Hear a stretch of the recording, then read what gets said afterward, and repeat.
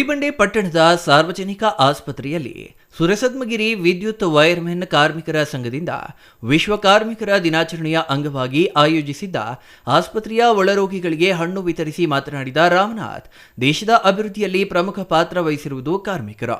ವಿವಿಧ ರಂಗಗಳಲ್ಲಿ ಕೆಲಸ ಮಾಡುವ ಕಾರ್ಮಿಕರಿಗೆ ಸಾಕಷ್ಟು ಸೌಲಭ್ಯಗಳು ದೊರೆಯಬೇಕಿದೆ. ಈಗಾಗಲೇ ಸರ್ಕಾರ ಕಾರ್ಮಿಕರ ಶ್ರೇಯೋಭಿವೃದ್ಧಿಗಾಗಿ ಸಾಕಷ್ಟು ಸೌಲಭ್ಯಗಳನ್ನು ನೀಡುತ್ತಿದೆ. ಆದರೆ ಅವು ಸರಿಯಾಗಿ ದೊರೆಯುತ್ತಿಲ್ಲ. ಕೆಲವರು ಕಾರ್ಮಿಕರಲ್ಲದೇ ಇದ್ದರೂ ಕಾರ್ಮಿಕ ಇಲಾಖೆಯಲ್ಲಿ ನೋಂದಾಯಿಸಿಕೊಂಡು ಸೌಲಭ್ಯಗಳನ್ನು ಪಡೆಯುತ್ತಿದ್ದಾರೆ. ಇದರಿಂದ ಅರ್ಹ ಕಾರ್ಮಿಕರಿಗೆ ಸೌಲಭ್ಯಗಳು ಸಿಗುತ್ತಿಲ್ಲ. ಆದ್ದರಿಂದ ನಕಲಿ ಫಲಾನುಭವಿಗಳನ್ನು ಪತ್ತೆ ಹಚ್ಚಿ ಅರ್ಹರಿಗೆ ಸೌಲಭ್ಯಗಳು ಸಿಗುವಂತೆ ಮಾಡಬೇಕು. ಈ ನಿಟ್ಟಿನಲ್ಲಿ ಇಲಾಖೆಯ ಅಧಿಕಾರಿಗಳು ಮುಂದಾಗಬೇಕು ಎಂದರು.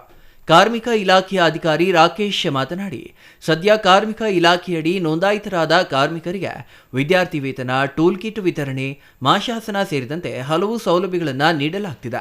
ಈಗಾಗಲೇ ನಕಲಿ ಕಾರ್ಮಿಕ ಕಾರ್ಡ್ಗಳ ರದ್ದತಿ ಕಾರ್ಯ ಸಹ ನಡೆಯುತ್ತಿದೆ.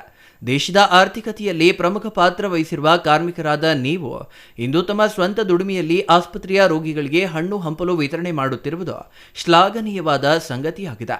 ಮುಂದಿನ ದಿನಗಳಲ್ಲಿ ಈ ರೀತಿಯ ಸಾಮಾಜಿಕ ಕಾರ್ಯಕ್ರಮಗಳು ಮತ್ತಷ್ಟು ಜರುಗಲಿ ಹಾಗೂ ಕಾರ್ಮಿಕ ಇಲಾಖೆಯ ಸೌಲಭ್ಯಗಳನ್ನು ಬಳಸಿಕೊಳ್ಳಲು ಮುಂದಾಗಿ ಎಂದು ಸಲಹೆ ನೀಡಿದರು.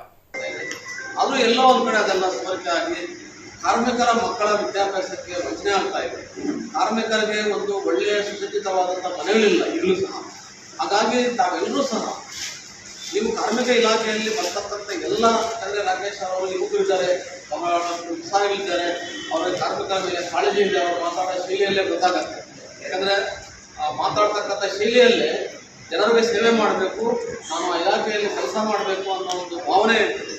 ಹಾಗಾಗಿ ತಾವು ಯಾರೂ ಸಹ ಕಾರ್ಮಿಕರಲ್ಲದವರಿಗೆ ನಕಲಿ ಕಾರ್ಡ್ಗಳಿಗೆ ಕಡಿವಾಣ ಹಾಕೋದನ್ನು ಮೊಟ್ಟ ಮೊದಲನೇದಾಗಿ ತಾವೆಲ್ಲರೂ ಸಹ ಮುಂಚೂಣಿಯಲ್ಲಿ ಇರಬೇಕಾಗ್ತದೆ. ಅವ್ರಿಗೆ ಸಹಕಾರ ಕೊಡಬೇಕಾಗ್ತದೆ. ಮತ್ತೆ ಬಹಳಷ್ಟು ಹೇಳ್ದಲ್ಲ, ಅವರು ಇತರರನ್ನ ಇರಬೇಕಾಗುತ್ತೆ, ಏನೇನು ಸೌಲಭ್ಯಗಳಿದ್ದಾವೆ. Satish Babu, CTV news, Gudibande.